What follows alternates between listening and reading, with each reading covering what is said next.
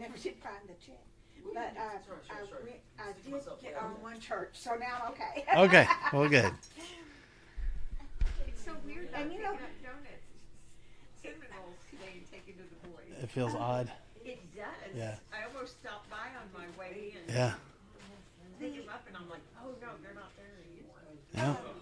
I talked with a couple of those boys on Sunday, and I was like, "How are you?" And every single one of them, in separate conversations, said, "And this is our last Sunday." Oh, yeah.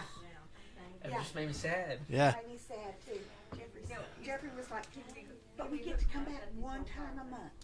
Yeah, is that Once what a we're? month. Once a month. That's great if we can do that. That's what he said, so I don't know. But The big thing is I brought getting my them Sunday transportation. morning bag. Does anybody need some Smarties? I got it. Do you have a Bible at least? You got a Bible? No, but that's okay. We can get you You one. want me to go grab you one real quick? We were perfect. You already Yeah, cleaned go it. get No, one. I'm thinking if I have. There's extras. There should be extras. No, There were some there. There may be some in the classroom. I'll go grab it. Hey, there's definitely one, Brandon. If there's not one here, there's definitely one on that black table in the lobby. No, I mean, No, I know. You go ahead. He's gone to the letters Yep. but my prescription changed, so my new glasses I'll be able to read the Bible with better. So is everybody ready? Already ready for Thanksgiving, or still getting there? Or some of y'all might already be ready for Christmas. I don't know. Spatchcock my turkey this afternoon. It's the first time I've tried to spatchcock a turkey. We'll see. I don't know what that means. Well, I do. Cutting out the backbone and laying it out flat. In order to cook it? It cooks quicker and it cooks more evenly because it's pretty much the same. What about the stuffing? Interesting. What about the stuffing? I always make it separate.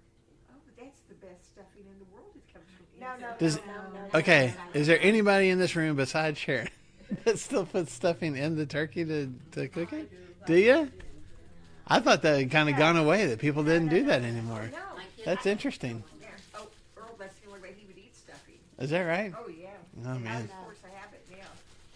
But I'm not making a turkey this year. It's not King James, is it? No, it's the Holman Christian Standard Version. Oh, no. cornbread. Oh, no. Thinking I can read that. I know, man. It is the smallest font I can see. How It's funny. smaller than mine and yours. How funny. Well, just in case y'all didn't know, before we get into Thanksgiving here in a couple of days, tomorrow is International Cake Day.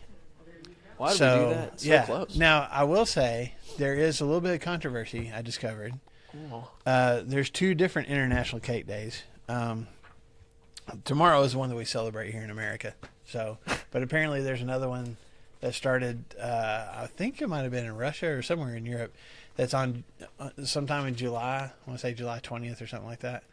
I don't know which one started first. I don't know why there's two different dates, but tomorrow is International Cake Day, and I think You're celebrating, of course. I have no, not planning on it, That's but too bad. I might now. I don't know because I didn't know it was a thing. I know, it is too close. So a couple things about a few things about cake real quick as we start class this morning. The earliest versions of cake were actually like flat discs of grain that were just kind of dried and packed together. Like manna? They weren't. Yeah, well, just more like almost like cornbread kind of flat kind of cakes. The closest resemblance to the cakes that we have nowadays didn't appear until the early 1700s. So the other stuff was like closer to bread than it was cake, for whatever that's worth. How many of y'all like fruitcake? Anybody like fruitcake? Yes. Sharon does? You do? Yes, love Okay. fruitcake. Can't stand Loved it? Well, it depends on how. Part of the reason for the fruitcake was, because it's got all that fruit in there.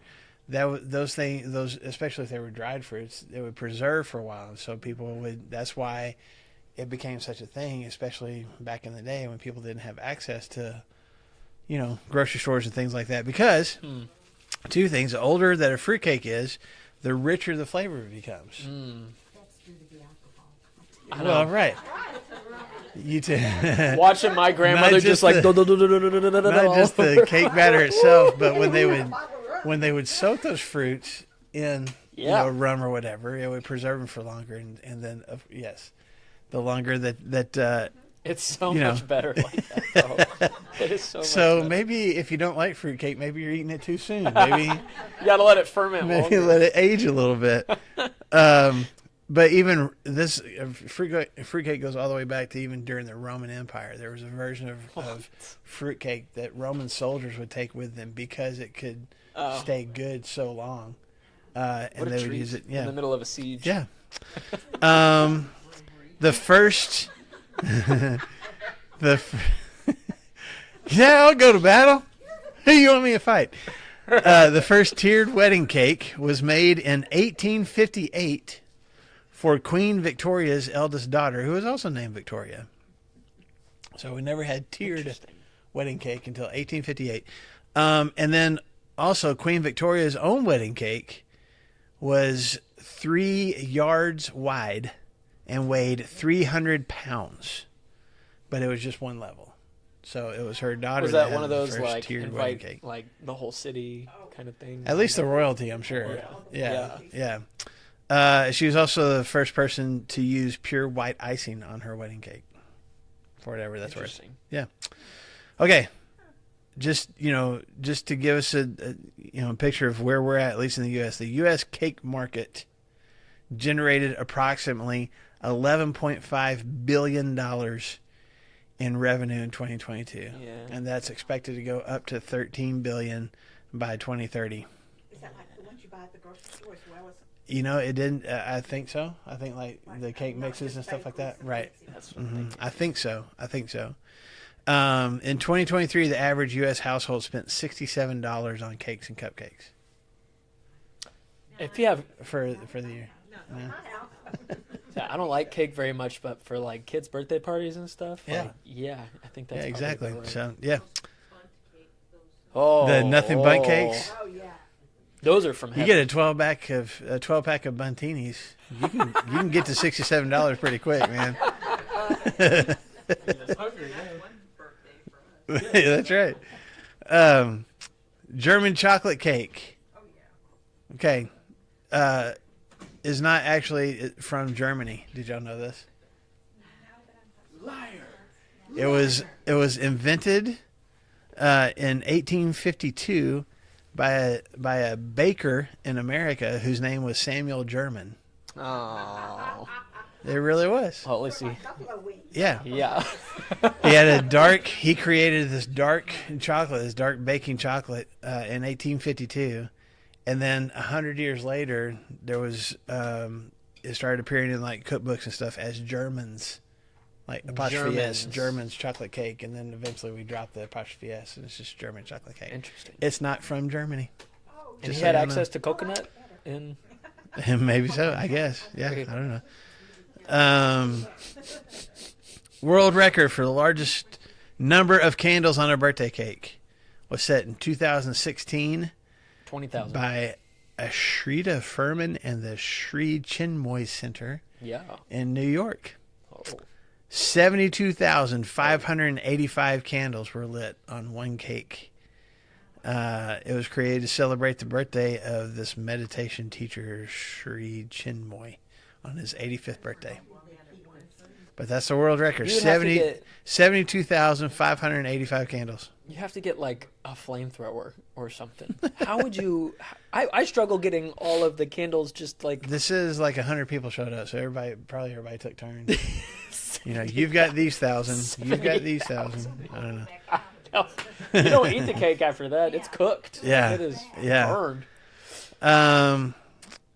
Tallest cake in the world to this point in 2008. There were a bunch of bakers that got together in Indonesia and created a cake that stood over 108 feet tall.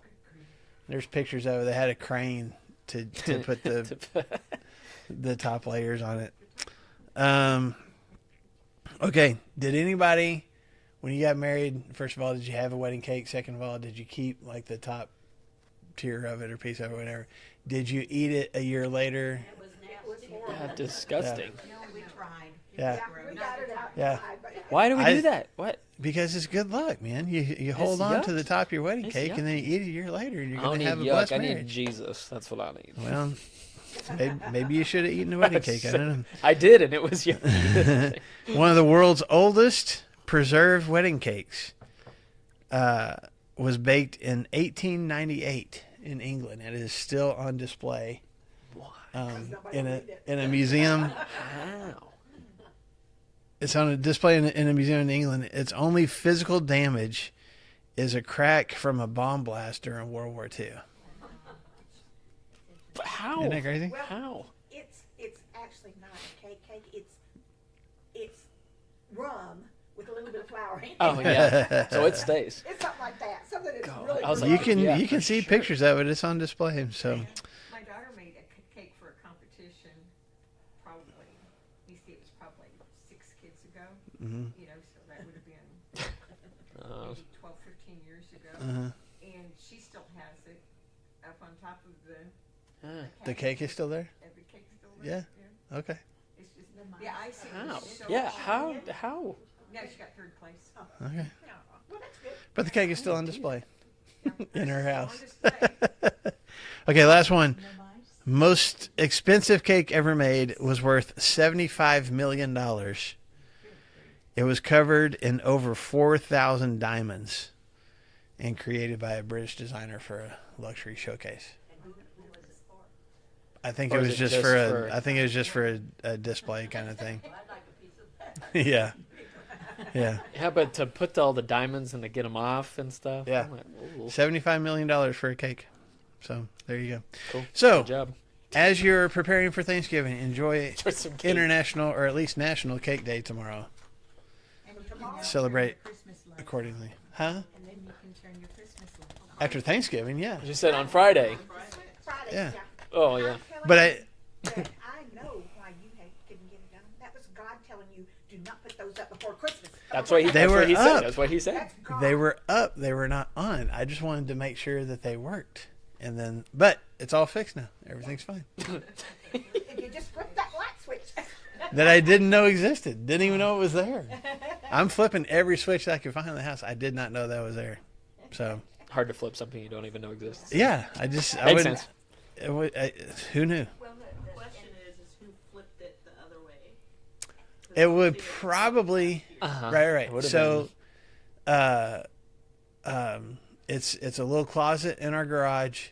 It has a light in it, and all Christy keeps in it is just different like decorative stuff, like wreaths and stuff on the Holiday door and things. stuff like that.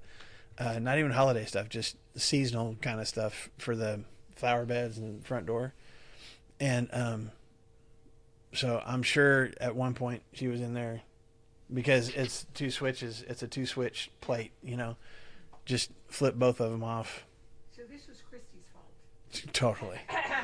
Yeah.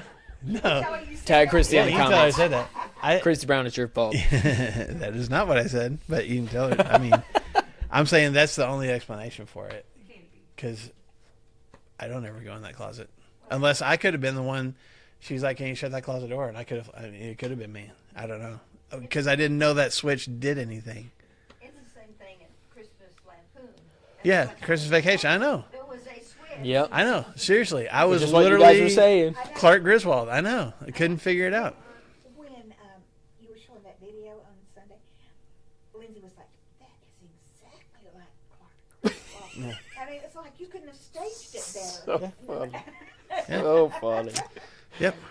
So, but Next It's okay year, now. after Thanksgiving. Yeah. Well, but they're up, so I don't have to worry about it this week because they're already. Can we up. get a? And yeah. Can you post a No, video I don't wanna on do Friday or maybe the night of Thanksgiving of you like, all right, here we go. See, Yeah. They still don't come on. that's Oh my going to be God. frustrating because I haven't, because when we discovered the switch, it was pouring down rain. So I haven't, and then we ended up leaving town, so I haven't So actually you checked, really don't know. to man. see. That's anyway. great. Thanks, right the time to check it I out. know it's gonna be great. Yeah. Let's get into Mark here. Mark chapter I'm gonna 10. text you guys. If you text me, I'll text all of y'all on the Yeah. group thing. Yeah. Yeah. Mark chapter 10. We've been going through this, and I thought last week we would get all the way through, but we didn't. But that's all right. We only got one story left. There's so. too much good stuff. But there's really good stuff in Mark chapter 10. So we've gone through Jesus' conversation about divorce, him talking to his getting on to his disciples for getting on to parents for not getting onto their kids about coming up to see Jesus. Yeah. The conversation with the rich man about the one thing that he was lacking, which was really the one thing that owned his heart, and that was really the crux of what Jesus is trying to get across here. Is like you're just not fully giving your heart. Like you're going through the motions, you're doing all these actions, but you haven't really given me your heart, because that's owned by your money. Your money owns you. Jesus predicted his death again and was much more clear on not just I'm going to be, but here's who's going to do it. Here's exactly what's going to happen. And here's where it's going to happen. Yeah. Which is where we're going. Yeah. As he says. And then James and John are like, oh, we're on like it's starting. So we want to be, when the kingdom comes, which we feel like it's about to start right now, we want to be on your right and on your left.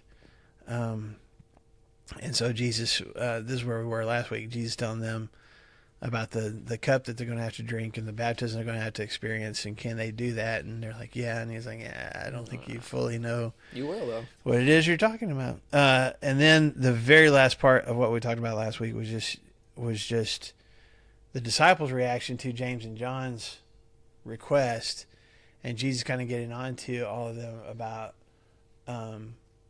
once again having to talk about being a servant and being willing to be last, and how important that is in the kingdom. It's really opposite of what they had in mind as far as being, important in the kingdom is concerned. So that being the last thing they talked about, you kind of get this glimpse of the kingdom that the Messiah was supposed to establish, that the Jews were waiting for, these disciples think that they're being a part of, is always, at least in the back of their mind, there's a spiritual aspect to it, but it's still a physical kingdom. They're still expecting Jesus to reign on a physical throne in the physical city of Jerusalem and drive out the physical, soldiers of Rome and establish God's kingdom on earth. Now, again, it's going to have God's presence. There's going to be righteousness. There's going to be peace. There's going to be joy, all these different things. But those things are going to come because the Messiah is going to fight this battle and drive out the evil Gentiles and the Roman soldiers that are occupying God's territory. And so there's still that kind of expectation even with the disciples, I think. And again, which is why James and John made this request, and why Jesus is like, okay, let me tell you guys again. One more time, buddies. The first will be last, the last will be first. You need to be a servant.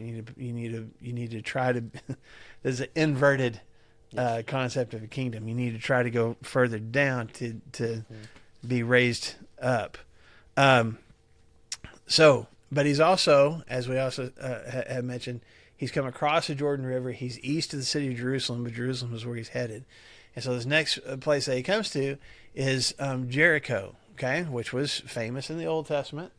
If you guys remember when the Israelites crossed the Jordan River into the Promised Land, the first city that they came to, the first major city at least that they came to, was Jericho, this walled city. God had everybody walk around it a whole bunch of times, and then the walls fell and they conquered the city. Okay, that's a really quick summation of that story.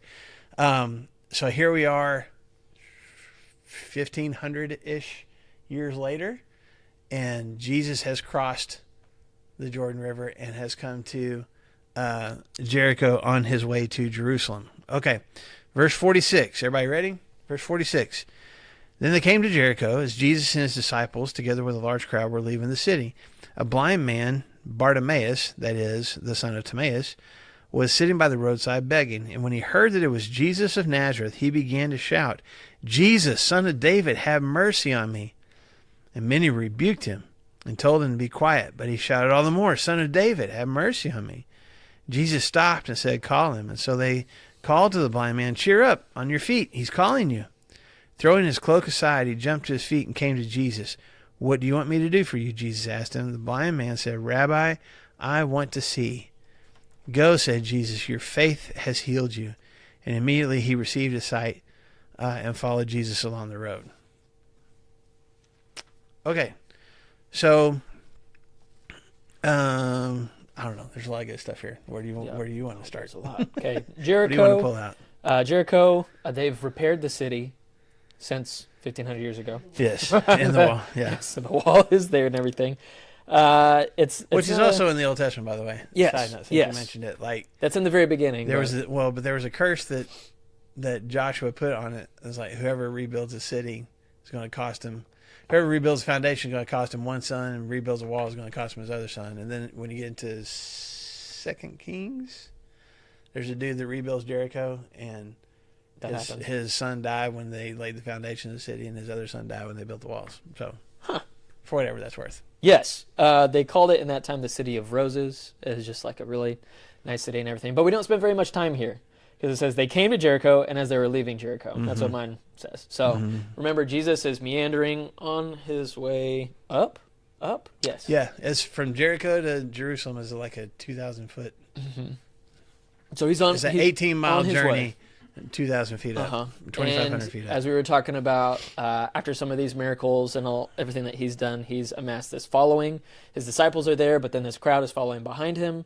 And so as he's going through these cities towards the Passover, towards Jerusalem and stuff, I think that he's gathering quite, and not just an entourage, like there's a big crowd that's following him and stuff too. So he goes through Jericho. It's kind of like, y'all seen the movie Forrest Gump? Yes, it When is. when he goes jogging, and little by little, there's a bigger crowd with him. I mean, it's not exactly the same, but it is kind of that where it just more and more kind of spectators Yes. are joining this. The crowd is starting to swell the closer they get. The to disciples Jerusalem. know that something is happening. Something's about. The kingdom is about something. Something's happening, which is why James and John asked this. I think the whole crowd knows too. He's going up. This is an enemy of the Pharisees, and he's going up there like they're expecting this Passover. I think there's probably some tension. Yeah, Like we got to follow. We're going to see what's going to happen. what's going to happen? Yeah, Is Jesus going to overthrow the Romans, or is he going to thwart the Pharisees? Are they going to become like on the same side? Yeah. Or are they going to kill him? We don't really know what's going to happen, and so there's a lot more tension coming into Passover with all this stuff, but we don't see a lot of that. We just kind of know in the backs of our heads that those things are happening. He's leaving Jericho with his disciples in a great crowd, so we've got all of that, and then we've got Bartimaeus, this blind beggar, which is mine says the son of Timaeus, which they're like, oh, Bartimaeus. Bar just means the son of, which is why Peter's father is named Bar Jonah. He's like, okay, wait, no, well, Peter Peter is Bar Jonah. Bar Jonah. His so he's father is the- Jonah. Father's named Jonah, Yeah, and so his name is Bartimaeus because he's the son of Timaeus. Okay. Yeah. And he's sitting outside of this, and he's sitting out by the roadside, and yours says that he was begging, right? Mm-hmm. Okay. Do you know how long he's been blind for? Doesn't say. Doesn't say. Mm-mm. Okay. Go ahead. Why do you think that they named Bartimaeus and he's just not some anonymous? I have. All of the people, Mhm. not everyone. I mean, Lazarus is named, but like the woman with the bleeding, they're Mhm. semi-anonymous. Mm-hmm. I have. Go ahead. Matthew, they're not named by name, and it was two men sitting by the roadside, blind, not just Mm-hmm. Bartimaeus. I think it's interesting about this one that Jesus told him. Jesus didn't tell him not to follow him, but to go, go tell And not don't say tell anything. anybody. Yeah. And so It's already this time- happening. Yeah, this time he's just like, well, join the crowd. Yeah. Yeah. Which I want to say more about that in a second. To answer, well, I think you got an answer to the question. So I've go got a ahead. theory about it, but I think we can answer it more close to the end of this story because I think that will kind of get us there because that's what happens. Unless you want to. No, just my initial answer is, especially for Mark. I feel like a lot of the times when they do mention somebody by name, for a specific event versus just leaving that like here was a demon possessed man. Here Yes. was that is somebody who not only continued to be a follower of Jesus, but maybe ended up becoming a leader in the church that we just don't see written about in Acts, but people would know who that was. You know what I'm And he saying? was So a- I think an that Bartimaeus, eyewitness. that Blind Bartimaeus is Bartimaeus. one of these guys that continued, to be a disciple that continued to share his story and was well known, at least in the circles that Mark ran in. Like, hey, by the way, y'all know Bartimaeus. Here's where his story actually fits in my story of Jesus, because it's somebody that people know. Blind Bartimaeus, he's got an eyewitness account for you. Eyewitness account? I thought he's blind. Yeah.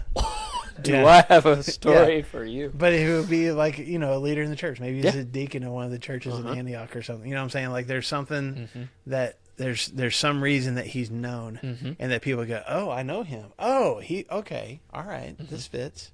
Yeah. So that's what I think. It's nice just because I think that's what Mark is doing. He's like, hey, he either knows Bartimaeus, who used to be blind, but now he's not. He's been blind. We don't know how long, but he's been blind for a really long time.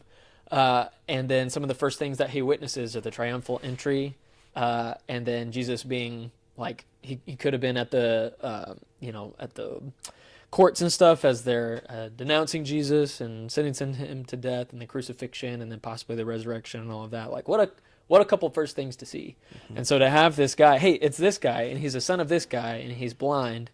Mark is able to be like, hey, you can go, we either know him, he's somebody that's influential in the church, or you can go talk to him. Go see his eyewitness accounts about all of that. Yeah. And all these people in Jericho, they would know who he is too.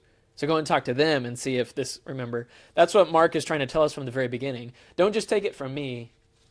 Take it from, like, what Jesus is doing, and go back and check with some of these guys too, because we could go find these guys. Yeah. What's interesting is when he finds out, because he can't see, he doesn't know who it is, but he senses this crowd. He hears the crowd walking by, and so he's asking, who is it? And when he finds out that it's Jesus, but specifically Nazareth. Jesus of Nazareth, which is important. I mean, it's that, like, people know who Jesus is. That name is known. Jesus was a fairly common name, but Jesus of Nazareth, this teacher, they've heard about him. He's come down from Galilee. Nazareth is in Galilee, but we're in Judea now, and there's an awareness. We know who this guy is. Word has traveled. Jesus has performed miracles. People know who Jesus is. And like we said last week, if you compare this to John and Luke, you find out there's some other pretty blunt discussions that Jesus has been having during this time that Mark doesn't talk about with the Pharisees and the teachers of law. And he's called them the sons of the devil. And he's talked about how they have never figured out what the real promises that were given to their father Abraham, what that was really all about. And it's some really kind of in-your-face kind of conversations that Jesus has had during this time that Mark doesn't talk about. So Bartimaeus at least knows of Jesus of Nazareth. He knows who that is. But when he calls out for him, what does he say? Jesus, son of David. Son of David. Okay. He knows the lineage. He knows who Jesus is. Well, and that's important. This is the first time, we're at the end of Mark chapter 10, this is the first time in Mark that this title has been given to Jesus. Okay? He's been called Jesus of Nazareth. He's been called, his disciples eventually call him the Christ. Demons call him the Son of God. Son of Man. He's called himself the Son of Man. This is the first time that anybody, in Mark's telling Jesus' story, has called him the Son of David. Now, why is the Son of David? Why is that moniker important? You kind of alluded to it, Phyllis. What were you saying? He knows the lineage where Jesus is lineage back to David. Mm-hmm.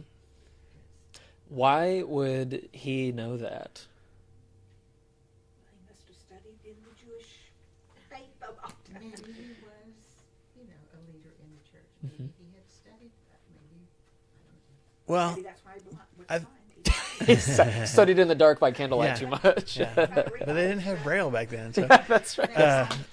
In the fine print. Yeah. Holman Christian He Standard wasn't Version. blind. He just couldn't really see good. I think it's also important to remember, again, we're talking about the Messiah. The Messiah was supposed to be from the line of David. It's the branch of Jesse. It's this someone that comes from the original Davidic line. that had been the kings of Israel for so long. And you go back and you read through the prophecies of Isaiah and Jeremiah and Ezekiel and these guys, Daniel.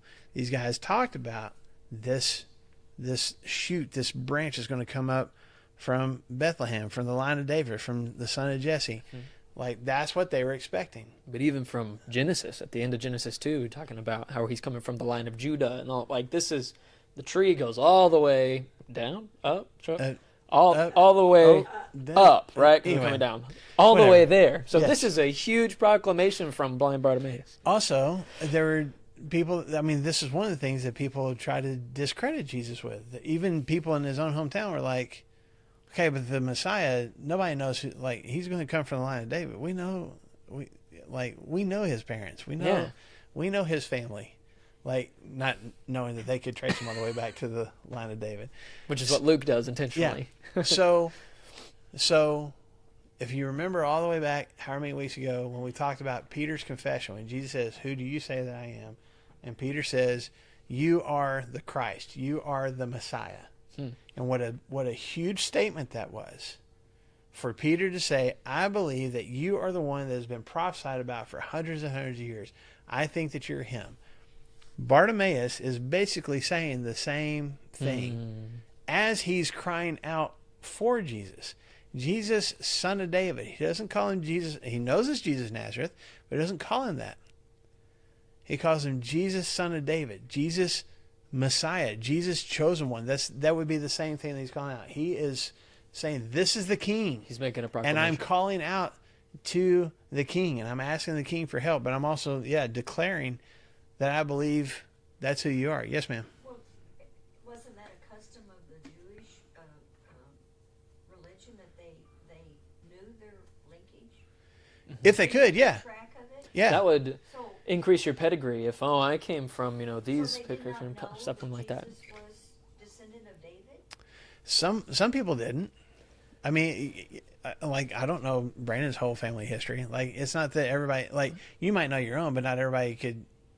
I don't know yours. Well, in John chapter 7, and then in the rest part of 8, that's what they're telling, the Pharisees are telling Jesus. They're like, you can't be the guy. Nobody's coming from Nazareth. You don't have any pedigree or anything like that. And Jesus is like, hey man, listen, have you not read the prophecies that the Son of Man is supposed to come? I don't know if he says Son of Man. Like the Messiah is supposed to come from Nazareth. It's like they're not putting these things together. But Did they keep records? some. I mean, think Mary's a peasant, and so is Joseph. But Joseph was the... Right. He could trace his lineage back, for Yes, sure. he could. They could do that. But they also knew. sheep or something? We don't know. I mean, Yeah, I don't know.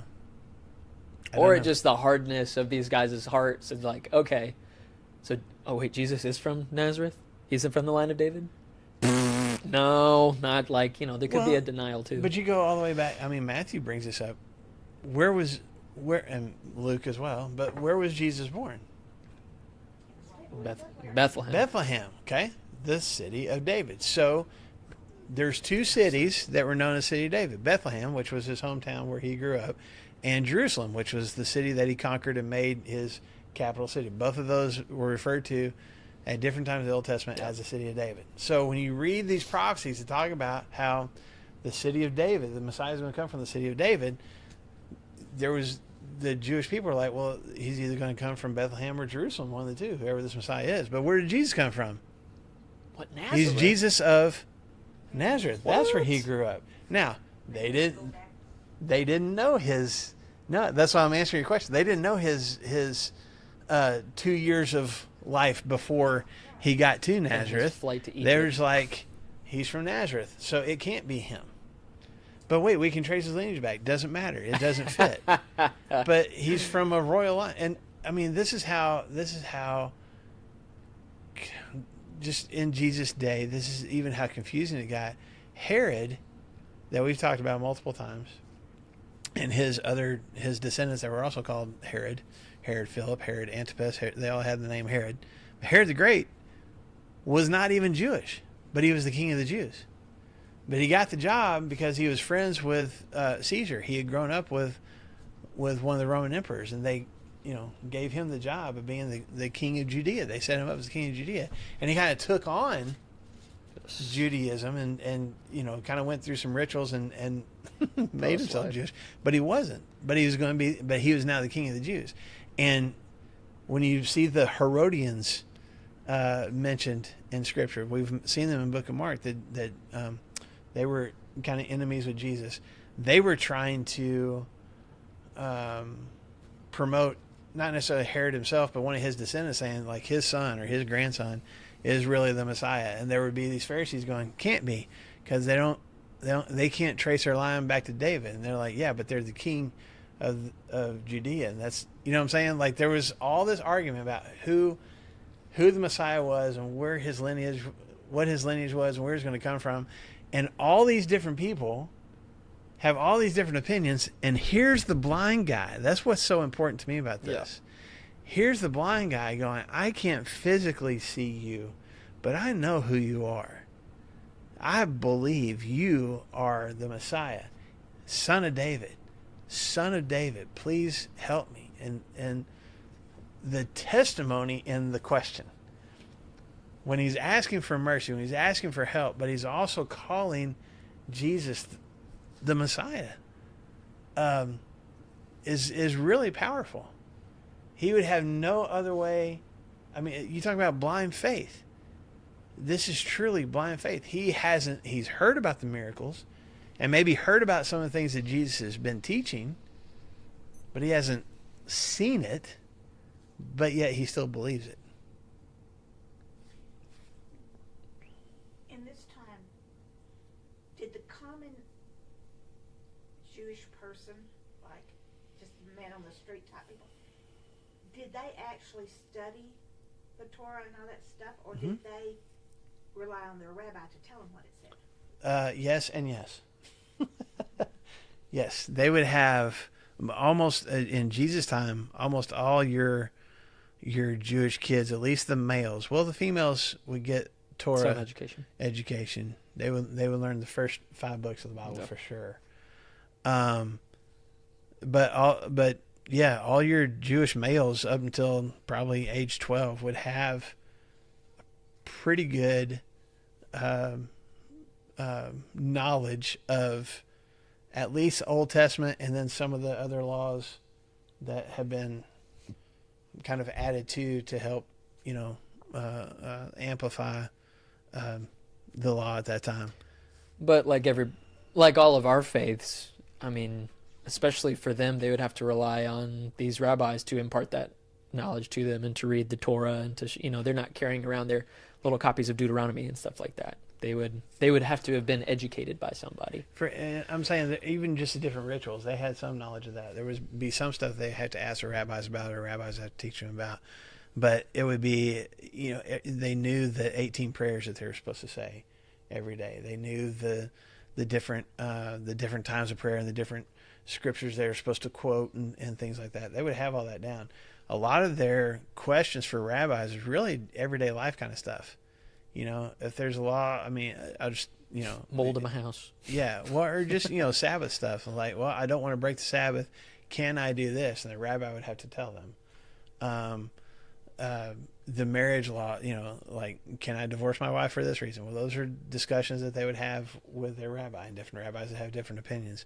So kind of the overall knowledge of God and knowledge of the Old Testament and knowledge of the prophecies, at least most of your Jewish males by the time they were 13, 14, 15 have a pretty good exposure to all of that. Well, it just seems like, I guess I can look at it and say, oh, those, ye of little faith, but I could better understand a lot of this, I guess, if I thought they just listened to the rabbi and whatever he said was law. That they didn't really try to delve into it or anything.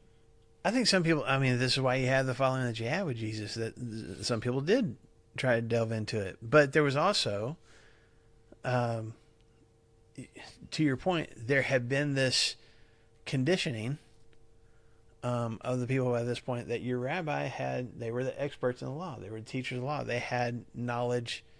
that you didn't have. And so you would rely on them. In the same way, a lot of denominations nowadays. Well, I mean, there's people in our denomination that will just take whatever the preacher says. Well, he said it. It must be right. He's the preacher, right?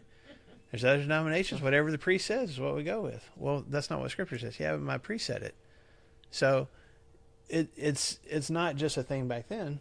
We struggle with the same thing. There's an advantage for us too because we have access to study Bibles. I mean, there's a couple of us that we've got, not just big print, but ones that have extra stuff in there too, so that we can look back and say, "Hey, this is pretty insightful. Here's what the Old Testament. You can see it right there. Here's what I'll tell you the verse right there." Yeah, your general population, Jewish things. population, wasn't even literate. No, and so these guys, if you're just a common lay farmer that wants to understand God better, you can't, download the app that will, or go watch the YouTube video of a good You have to go to the explanation of synagogue. those They have to pull out the scroll. You have to hope that they're reading the verse that you want read that day, If go find a rabbi. If a rabbi would be like, "Oh, you're interested in that? Yeah, let me go back, go to the library, open up the scroll for you, and let's just sit here and study one-on-one," which I feel like was not normal. Yeah, I feel like I did don't not know. happen. So the women were left out, obviously.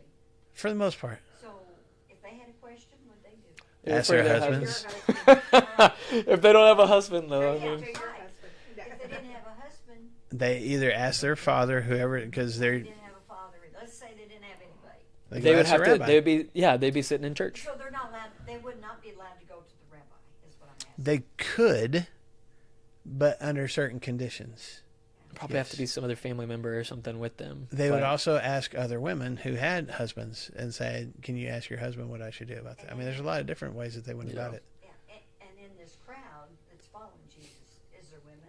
Yes, I mean, that's one of the things that Jesus did. yes. Was not necessarily, I don't want to use the word liberate women, but he definitely He brought them a lot closer. He definitely lifted them up Yeah. and gave them much more freedom of access to not only to himself but to God and to knowledge and stuff that they hadn't had that access to before.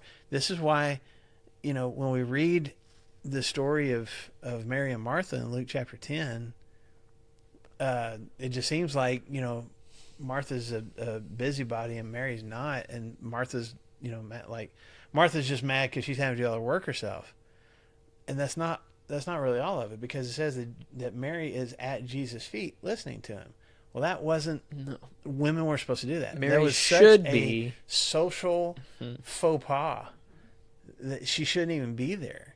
And the fact that Jesus is allowing that, and then tells Martha, "No, she's actually doing what she needs to do." I'm not going to take that There would away have been from other her. people in the room besides Martha going, "What is he talking about?" There would have been some of those men would have been uncomfortable that Mary was there, but they're not going to say anything to Jesus because he's letting it happen. But they would Jesus be had bothered probably by invited it. that. And now Jesus is not only saying, it's okay, we let her sneak in, it's fine. He's going, no, this is a good thing.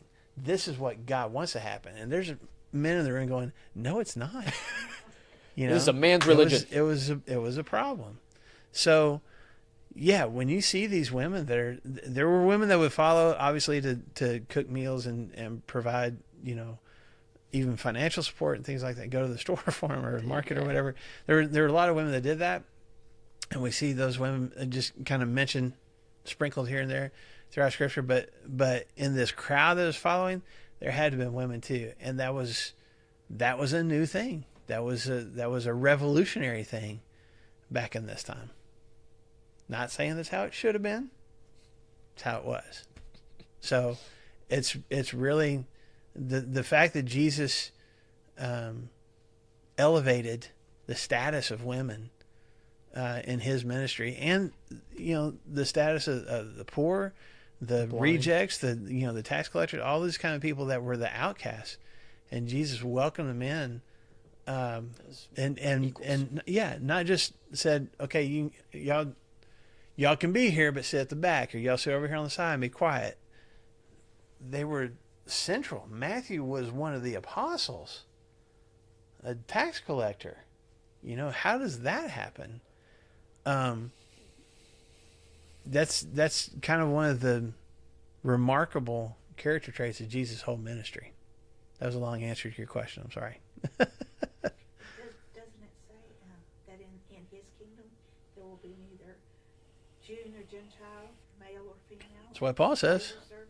In Christ, there's neither male nor female, Jew nor Greek, slave nor free. We're all one. In Christ Jesus. But that didn't just happen after the church started. That's what Jesus was already doing. Yes. You see that on display in his ministry, and this is and it's without him just coming out and saying it. It's Jesus modeling it and going, "This is what the kingdom needs to look like." We're not going to have these hierarchies. Now, to our discredit, we have over the centuries, I think, kind of relapsed a little bit, but we're getting better. As We're getting people there. do. Yeah, we're getting there. So there's this proclamation, Jesus, Son of David, have mercy on me. Wonderful words. Proclamation, what did you say? Like, I'm calling you this. It's a testimony. A testimony, yeah. I'm calling you this. Yeah. My version says, man, we do not have time. Yeah, we do. We got this. That he began to cry out. The word cry out, I mean, he is bawling. He is hollering. Like he's letting it fly.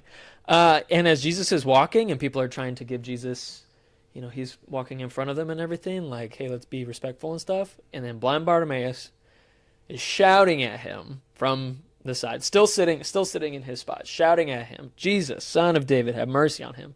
And this is where I think that he either doesn't have very much like prestige or anything, like maybe he wasn't a teacher or something, because everybody's like, hey, like, shh, and not even just a little bit. It's like they rebuked him, like, hey, they're basically like, shut up. Yeah, that's what they're telling. Like, hey, and somebody in that kind of status, you wouldn't want to like make a big thing, because he's blind. What is he going to do if they start beating him up, or if they like bring him like to somebody else and say like, hey, he's trying to incite a panic, or he's like trying to rile up the crowd or something like that. He does not want to be the center of attention.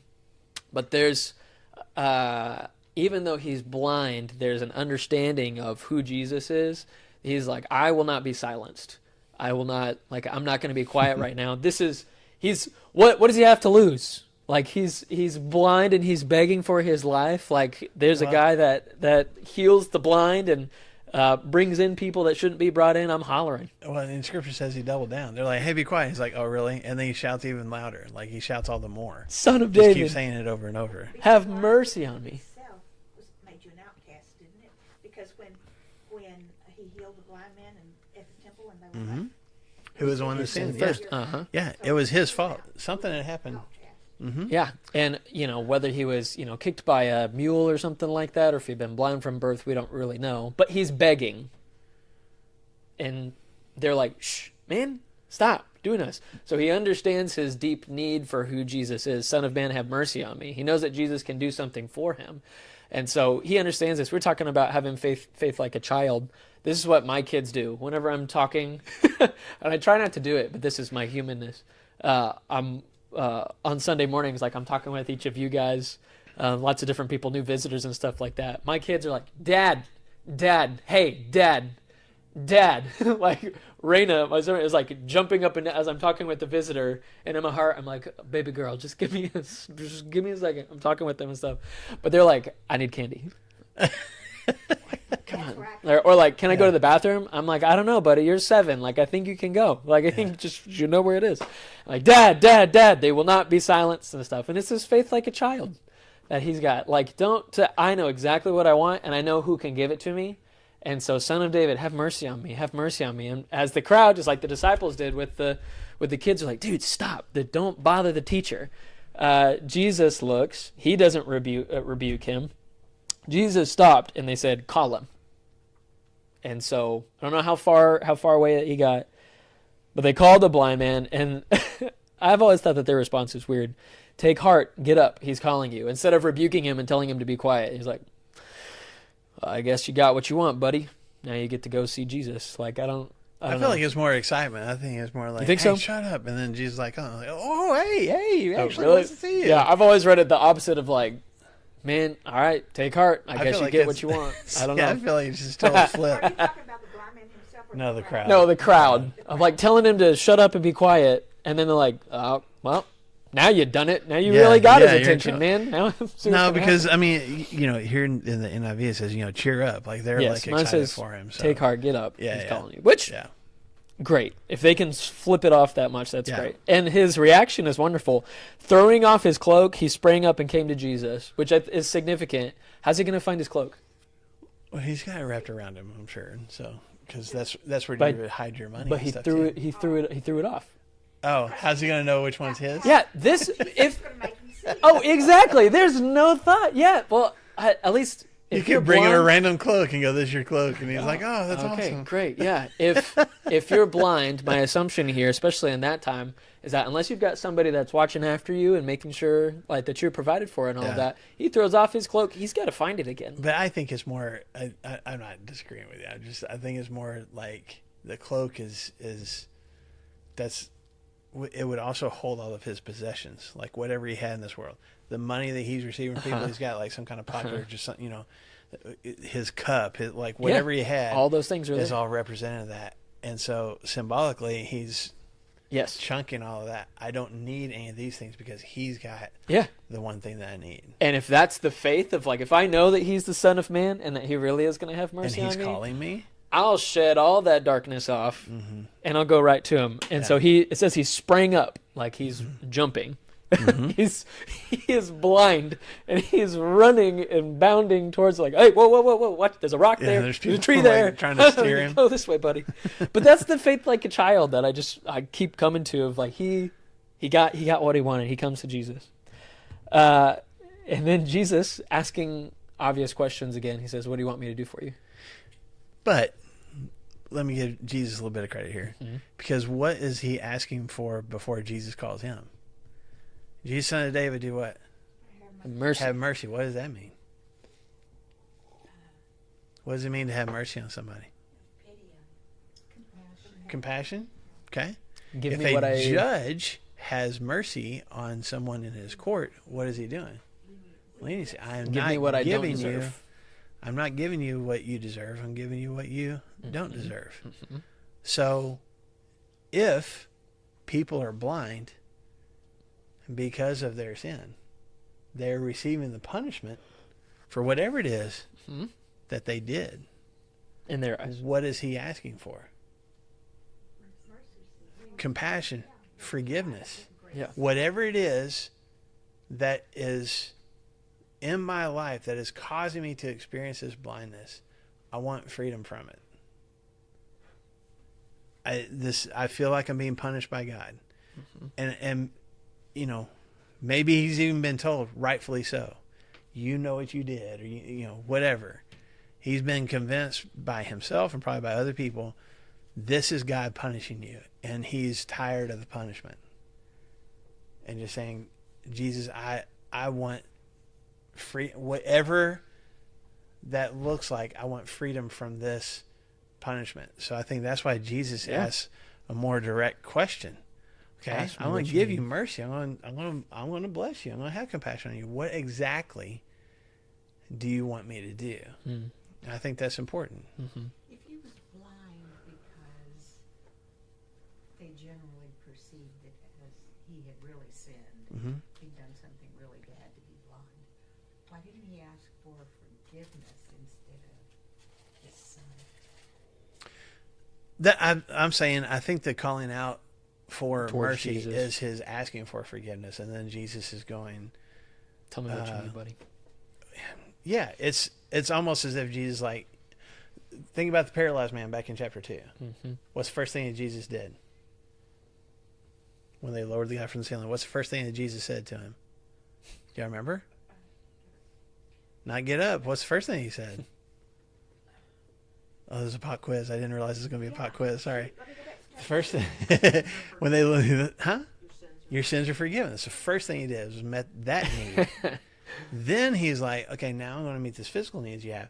So I feel like Bartimaeus is going, I need grace. I need compassion. I need forgiveness. And Jesus is like, when he calls for him, that's the initial, like, I am accepting you. I am accepting you as you are. We don't have to be distant anymore. Now let's get more specific. What exactly do you want me to do for you? That's the way I look at this. And And so his answer is, what? Wanna see? I just want to see. Recover my sight. You don't have to give me money. I just want to see. I haven't been able to. Back to the mercy thing, whatever he feels like, I don't deserve my sight, but give me something that I don't deserve. Yeah. I want that back, or have that for the first time. That's why you asked me the question. This is what I want. Yeah. Yeah. And I think it's important for us to know of like if we're calling out to Jesus and saying, Jesus, have mercy on us, and Jesus said, tell me, what do you need right now? For us to be able to be so succinct like he is. Hey, I want to recover my sight. I'm just trying to bring this into 2025 too. Mm-hmm. If Jesus was like, hey, what do you want? What do you need from me? For us to say, if I just had some more, some money or some more peace or something like that, if we could just succinctly say, God, what is it exactly that I need from Jesus? And if Jesus said, what is it that you need? And for us to respond like, okay, here's the biggest thing. So that he had been sitting here self-reflecting for who knows how long, self-reflecting enough to know who Jesus is as the Son of God or the Son of David, and that he needs mercy from him. And so when Jesus says, hey, what do you need? He's like, my sight. I'll have my sight. That's all I have. And so Jesus says, go on your way. Your faith has made you well. Which is so interesting. Because going back to Bartimaeus is just like, I just want to see. And there's almost like a follow-up that he doesn't say, but it's like, whatever that takes. What do you want me to do? Because how has Jesus healed blind people so far in Mark? Yeah, he's like, Spit on their eyes. Spit on their eyes. There's in the Old Testament, what did Naaman, the guy that's covered in leprosy, what did Elisha tell him to do? Go jump in the Jordan River 7 times. So it's interesting that sometimes God says, okay, I want to do this for you, but let's see how much, you're willing to display your faith. Yeah. Take action in this. It's ultimately my healing, but I want you to demonstrate your faith in this. For Bartimaeus, I think he's like, whatever you want me to do. You want me to jump in the Jordan River? You want to spit in my face? Like, whatever. I just want to see. Whatever that takes. Again, this goes back to your faith like a child thing. Bartimaeus is not putting any kind of stipulations on this or anything. I just want to see. Whatever that takes. However that can happen. That's what I want. I think Jesus, he says, your faith has made you well. Yeah. Going back to that going back to his proclamation. Everybody else is following Jesus, keeping their distance, keeping respect and stuff, and he debases himself. He like says is willing to be undignified in front of everybody to call out, Son of David, have mercy on me. That's the faith of like, I don't care what anybody thinks. I'm gonna holler as loud. I'm gonna make a fool of myself, as long as I can get the attention of my Savior. So much. What a faith! I think that's the faith. He looks back and then whenever he comes back and says, "What do you need?" He's like, "My sight. Give me my sight." And again, whatever that takes, whatever you like. Yeah.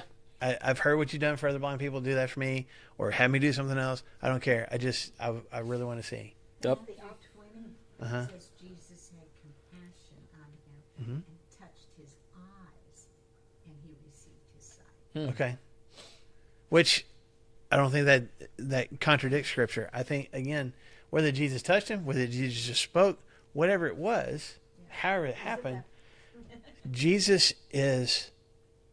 This isn't the first time that he said this, but he looks at Bartimaeus like, the reason that this happened, it's kind of a testimony to the crowd too. The reason that this happened is because why? Your faith. Your faith. Your faith has healed you. I mean, he told the woman that. He told like the bleeding woman. I mean, there's other people that he said that to, and he says that to Bartimaeus. It's your faith. It's your faith that's healed you. And it's been on display. And the big thing, there's so many takeaways from this story. But one of the big ones that I want us to see in all of Mark chapter 10. And I know Mark didn't write these as chapters. The chapters are modern day division of this, or at least 1600s. But anyway, but this whole episode, at least Jesus being on the other side of the river, all these conversations with people, they aren't fully getting a picture of who Jesus is. That was the problem back in Mark chapter 8. His disciples didn't fully understand who he was, and he heals the blind man, kinda. Yep. Or he can kind of see, but not fully. And then he goes ahead and heals him. And then Peter's like, you're the Christ. Okay, I got it. See clearly. And then Jesus says, okay, I'm going to be arrested and I'm going to be killed. And 3 days later, I'm going to rise again. And the same guy that said, you're the Christ, says, let's not say that anymore out loud. Let's keep that to ourselves, because that's not going to happen. And all in Mark chapter 10, when the Pharisees are coming and asking about divorce, are they looking at Jesus as the Messiah? No, they're looking at him as a troublemaker rabbi. When the rich man, even the rich man coming and asking, what must I do? Is he acknowledging that Jesus is the Messiah? No. What does he call him? Good teacher, good rabbi, right? His own apostles, not just part of the 12, part of the 3, the inner circle, says, okay, we know this physical kingdom you're going to have. You're going to set up a throne room, and like in your palace, we want to sit on one side or the other because we want to be kind of part of the cabinet. And Jesus is like, you don't even know what you're asking. You dummies. Here's Mark in just this section as Jesus is coming across the river and heading towards the cross. Mark is like, here's this person that doesn't see clearly. Here's this person that doesn't see clearly. Here's these people that don't see clearly. Here's this blind man that sees better than all of them. Here's the one who has no vision that can see Jesus better than the rest of these people that can physically see him clearly. And they still don't get it, but this guy does. And Jesus is like, your faith has healed you. It has set you free. And I think that's intentional. It's a nice little exclamation mark kind of at the end of it. I don't think Mark just wedged the story in here. I think Jesus is like allowing this to happen, maybe so that people will get it. I mean, the cool thing is Bartimaeus, the other thing about this is, Bartimaeus doesn't go home. What does he do? Immediately. Okay, all right, this is what we're doing now. We're going to follow along. Which goes Left back his to, cloak. I think that's why people know who Bartimaeus is, because he kept following, It's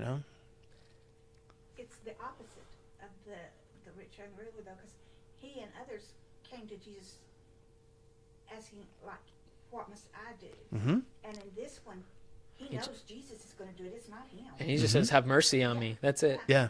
Because he knows Jesus is the one that's going to do the healing. Yeah. Mm-hmm. So that's another reason that I think he's kind of remarkable. Is Mm-hmm. and maybe it's because he had all that time to sit there and do nothing except beg. But Yeah. he had pieced it together and knew that there was nothing he could do. It had to be Jesus doing it. Yeah.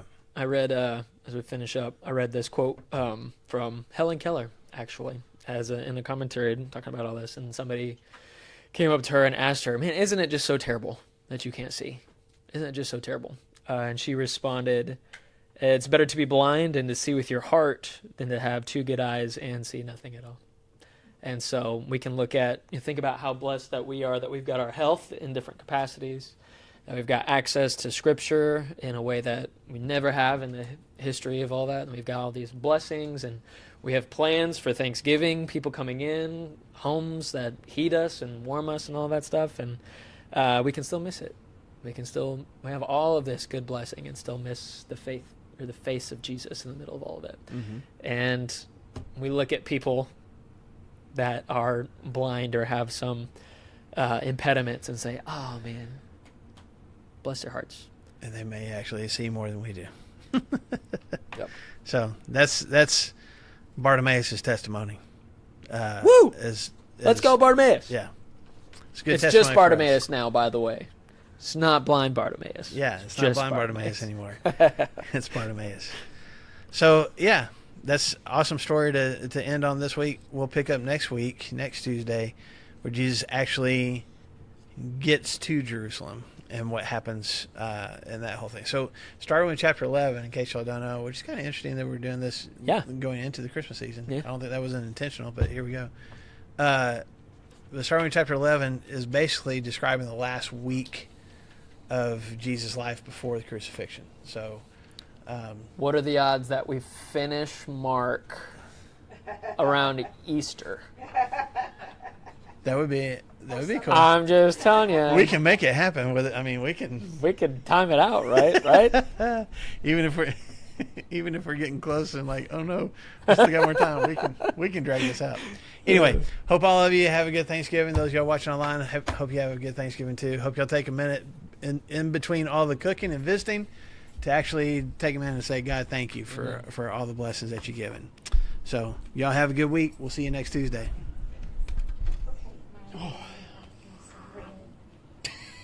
Yes, ma'am. It is not Christmas. It is Thanksgiving. I'm not saying that Christmas is happening right now. I'm saying that right